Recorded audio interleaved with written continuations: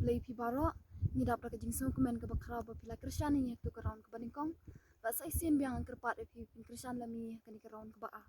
ke kerteng jong apet semua tenak hanja bat ke kerteng jengah bikon sing nangro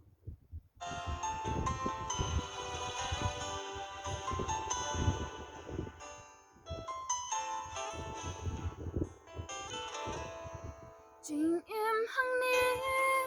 ngas ngau kenjang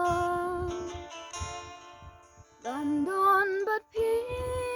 ba ingakwa hilung kiwa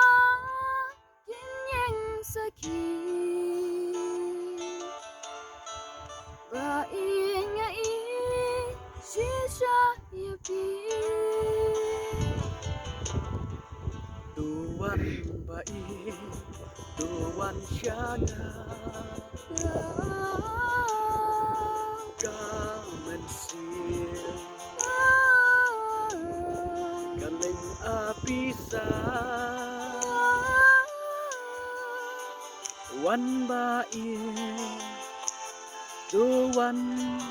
tuan syana đây tang api ya la jing im ya la ai ti